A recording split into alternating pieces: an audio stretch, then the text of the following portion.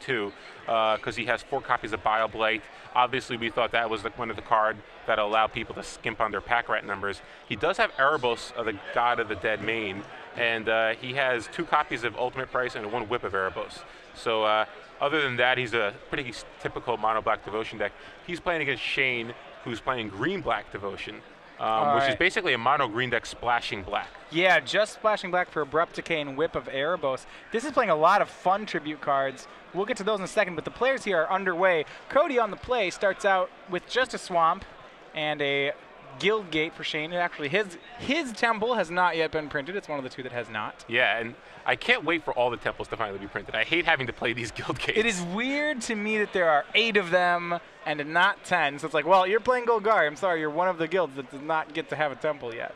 And you know, a lot of these green-black decks that we've been seeing, a lot of times they're basically mono-black decks splashing green for like Abrupt Decay or the some other cards. But Shane's deck is actually basically the green-red Devotion deck, but instead of red, he's playing black. Yeah, so at the beginning of the game, Cody was able to sneak in 2 damage with a Mutavault. Then both players finally made plays. On turn 2, Shane had to draw a Burning Tree into Sylvan Caryatid, which is his board now. Cody went for more controlling path, as turn 3 just tapped out for an Underworld Connections.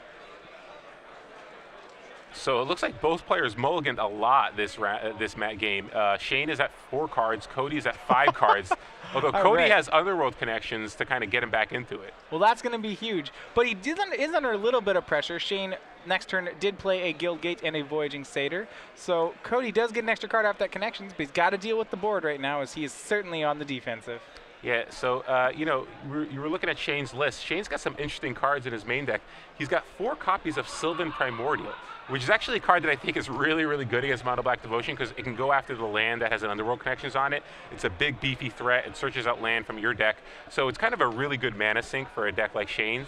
But again, is it going to be effective in this matchup, in this particular game? Because, you know, he's basically got no cards left in his hand.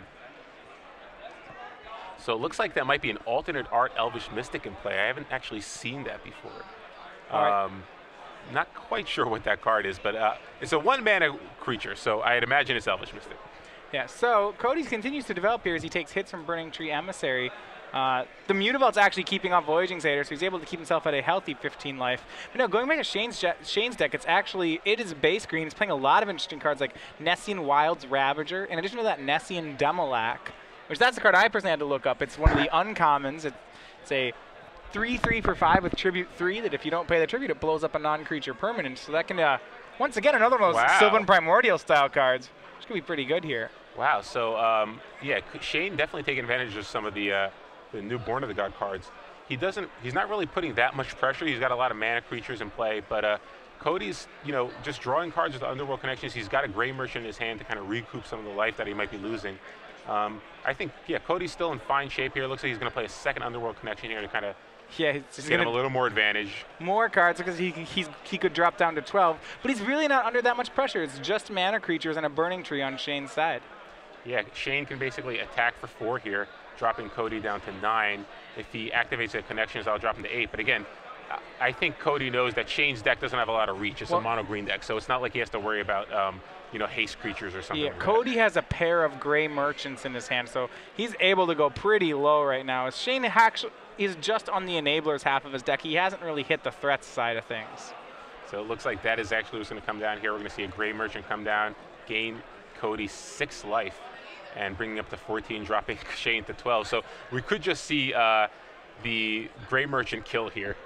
Yeah, so the first Gray Merchant here will deal 6. The next one in his hand has a potential to deal 8 or even more if he can commit more permanents. Because Shane's playing green-black, it means he's not going to be able to take care of most of Cody's permanents. Yeah, and the cool thing here for Cody is that Gray Merchant can actually block and kill every creature that Shane's attacking with. So he doesn't actually have to cast that second Gray Merchant yet. He can cast the third Underworld Connection in his hand, get a little more devotion, and make sure that that second Gray Merchant is actually lethal. So Shane pushes 2 damage across by swinging all his creatures.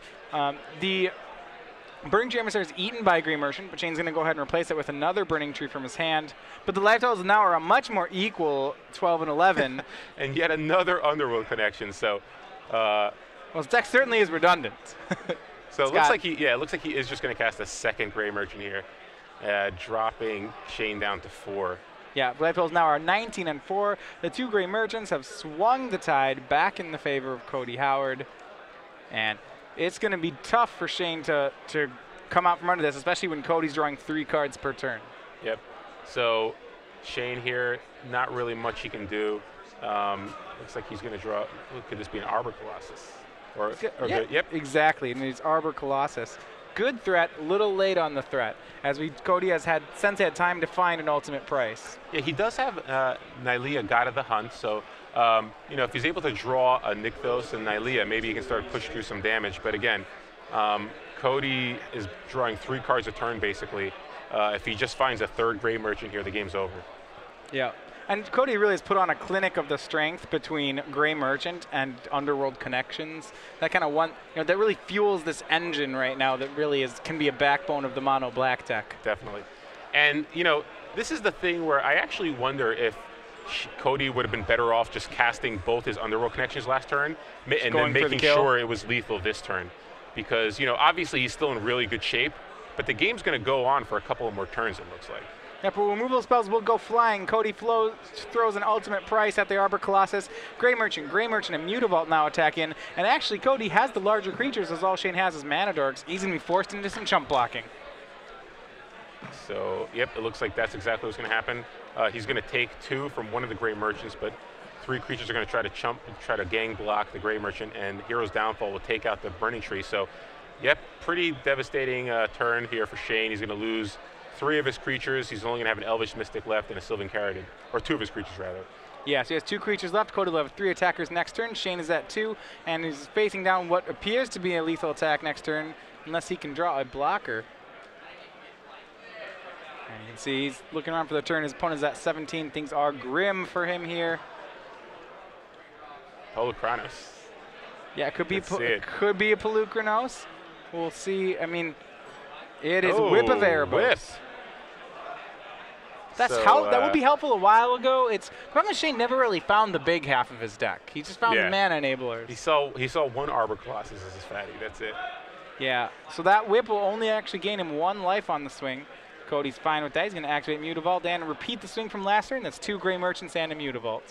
You might as well draw first, right? Unless you have another removal spell. So well, he has Bioblight, so it is enough. Game 1 will go to Cody Howard playing Mono Black Devotion. Remember, that was a mold of 4 against a mold of 5. So really, both players depleted on resources. Cody was able to establish Underworld Connections, and that was able to draw him to victory. So again, an interesting deck here on Shane. Unfortunately, he had the mulligan to 4, but he has a lot of cards that I actually like against Mono Black. It's cards that you don't really see that often. Obviously, the Sylvan Primordial can be huge if he can cast it. He also has the Demlock, which could be a heavy hitter. You basically have to tribute it, I think, most of the time. So it's a 6/6 for 5 in his deck. Yeah, exactly. So after board, though, it looks like he's bringing in some pretty good cards. He's got 2 copies of Golgari Charm. Again, another way to deal with Underworld Connections. He's got 3 Bramble Crush. Yeah, so what it actually seems to be some of the redundancy in Shane's deck is his ability to almost LD his opponent. That could be very good, actually, in a format with control decks. You see Demolock blows up non-creature permanents. He has 3 of those. He has 4 Sylvan Primordials for non-creature permanents. He has 3 Bramble Crushes. He could go on an LD plan. Yeah, and that's the thing. And he also has 1 copy of Bow, which I kind of like Bow in this particular matchup as well, because it's a way for you to kind of attack through Desecration Demon, more or less. Yeah, pretty interesting cards in his sideboard here. On Cody's side, he's got, your typical things that you expect out of Mono Black Devotion. He's got 2 Erebos, 3 Drown in Sorrow, 1 Pack Rat, 3 Lifebane Zombies, 2 Doomblade, and 4 Duress. Obviously, Lifebane Zombie probably great in this matchup, so those are definitely coming in. Drown in Sorrow, another card that, it's very good against these types of green-based devotion decks. This is the first match I've seen today where I've really been thinking, hey, this is a Drown in Sorrow matchup. Yeah. Black players have been putting it in their sideboards. One of the questions is, now that everyone knows about it, how good will it be? Certainly there are a lot of decks like White Weenie that it would be great against, but this one really, to me, is is a strong matchup for the deck, because the green-black deck can't afford to not play into Drown in Sorrow. It's all about establishing critical mass with Nykthos with these X2 creatures. It sort of has a similar effect to Supreme Verdict. Obviously, it's not as explosive as Supreme Verdict, but being able to just deal with all those mana creatures, the deck is so mana hungry. I mean, we mentioned Sylvan Primordial. There was also Arbor Colossus. It relies on casting, you know, these expensive spells like Garrett Caller Beast, and if you're able to deal with all their mana producers, it's really effective. So, like when we were testing green-based Devotion decks for Dublin, one of the cards that was really obnoxious to play against was Anger of the Gods, because it's a similar thing. It's a 3-mana sweeper. Obviously, Drown in Sorrows isn't as good because it can't deal with Sylvan Caryatid, but still, it has that same potential to deal with both an Elvish Mystic and a Voyaging Satyr, as well as like a Burning Tree Emissary. So you can really clean up their Devotion and get rid of some of their mana guys. Not to mention it scries one, which for the black deck is, I think the black deck is one of the decks that benefits the most from scry right now. Oh, definitely, yeah. It allows him to make sure he continues to make his land drops, finds the key removal spells that he needs. Yeah. So, yeah, definitely like Drowning Sorrow coming in, along with the Lifebane Zombies, along with maybe 2 other Doomblades. So that's probably 8 cards that I can see him wanting to board in. Yeah, there's a lot of good weapons for Mono Black. You know, the base green decks, Mono Black has been their nemesis. They were very popular coming out of the Pro Tour, and it was when as Mono Black progressed as the top deck of the format, it really shoved a lot of the green decks to the side. Yeah, definitely. So we'll see what happens here in game 2. Hopefully both players will actually be able to keep their opening 7, because this is one of those matchups that I'm actually interested in seeing who's it favored. I mean, you kind of would guess that Mono Black is favored, because in general, I think Mono Black has a good matchup against green-based strategies like this, where you're not. It's another story if you're green-red, where you can kind of pressure them with haste creatures and multiple planeswalkers like Domri and Xenagos. But if you're mono green Devotion, you really get hurt by cards like Thoughtseize, Lifebane Zombie, and Doomblade. I mean, those cards are really good against you. So when talking about, does the matchup favor mono black? Yeah, it probably does. And this is something that I always caution players when designing new decks in a format like Shane is doing here, is that you're playing against a well-tuned weapon in Mono Black. There have been countless tournaments and players that have made Mono Black eventually into the deck it was. Originally when it came out at the Pro Tour, like you said, there were 4 Doomblades in the main, there were 2 Pack Rats, there were a lot of things that were not yet tuned about it. So it's possible that the Green Devotion deck has better places to go. It needs more development. But like I said, the black deck is really refined, and it's hard to gain positive matchups against it. Yeah, and I think that's part of the frustration for a lot of players in a deck like Mono Black Devotion is a lot of times when you play Constructed, you want to add your own kind of touch to a deck. You want to kind of tune things a little bit. The Mono Black deck is so finely tuned that there's really very little that you can do to it to improve upon it. I mean, you can change some of the numbers here and there, but in general, it's like more or less the same 55 cards. Yeah, it's hard to improve on. It's very hard to improve. It's also hard to beat for the same reason. Yeah, because it's so finely tuned. Now, obviously, this version of Green Devotion is different than decks we've seen in the past because it has a much more of an LD element, which could be very effective against a deck like Mono Black Devotion. We are underway, and Cody's going to lead off on a Thoughtseize, one of the best weapons against a green deck. It looks like once again our green deck is on a 6-card hand. And I believe Cody is as well. Both players mulligan this game. Well, as we saw last time, Cody's the one who was able to rebound faster. So we see Arbor Colossus, Sylvan Caryatid, Voyaging Satyr, Sylvan Primordial. That Primordial seems like it's so far off right now.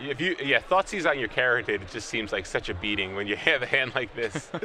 Yeah, this card pretty good, especially with as explosive as these green decks can be. You're really excited to see a card like this, and hopefully we can see Shane get to the mana to cast it. But yeah, I would love to see a Primordial hit play and see what. Oh, but wow, it looks like so Shane's going to go after the. Cody's to take the Arbor Colossus. Yes, so. He's going to try to.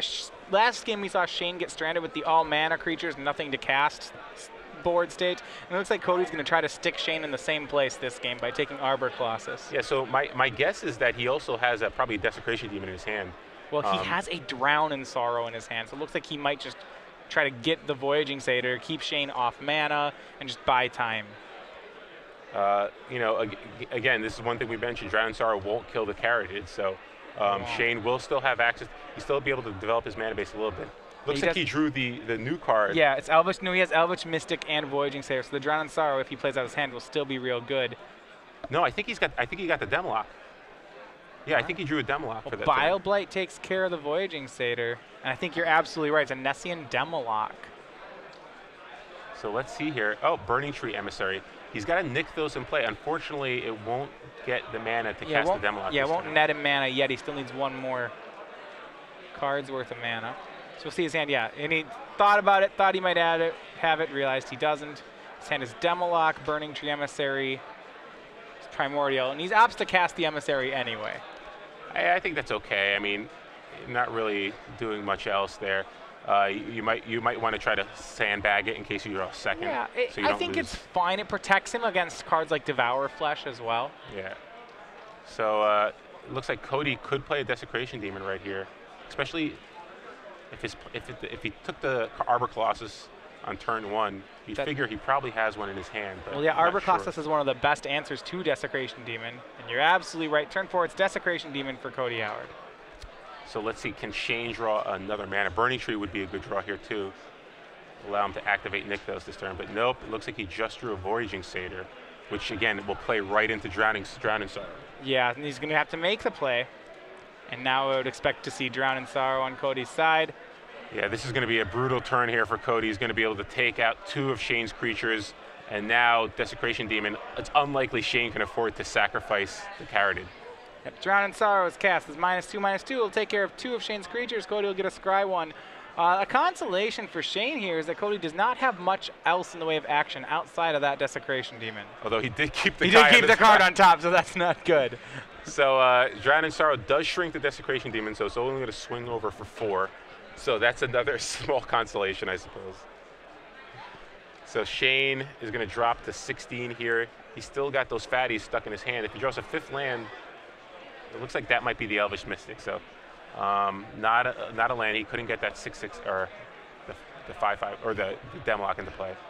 But it looks like Cody drew a Doomblade anyway, so it doesn't look like that creature's really going to matter this game. All right, and Desecration Demon crashes in for 6 more damage, and that was the card he kept on top. It's Lifebane Zombie. He gets the choice of Demolock and Primordial. Cody's going to have to read Nessian Demolock, but as it's a castable card, I think he'll probably take it over the Primordial.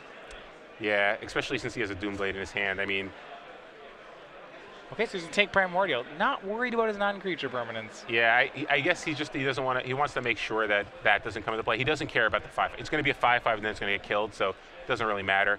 Demon and Lifebane Zombie. I mean, it's going to be a 6/6. Lifebane Zombie and Demon are going to kill him anyway.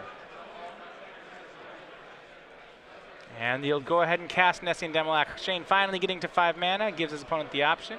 Cody reaches for a die. Cody says, don't bother. It's just going to hit the graveyard. So Cody's got no cards left in his hand, but he does have 9 power in play, and Shane is at 10. And that last card in Shane's hand looks to be one of Pithing Needle. He's brought that in presumably for cards like Underworld Connections, but that's not going to be what deals damage to him this game. It's a crashing Lifebane Zombie for 3 and a sack to Desecration Demon.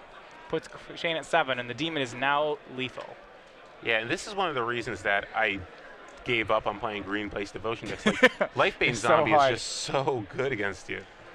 Absolutely. So another Sylvan Caryatid for Shane. That won't help. It's going to have to sacrifice itself to the Demons. He drops to 4 from Lifebane Zombie.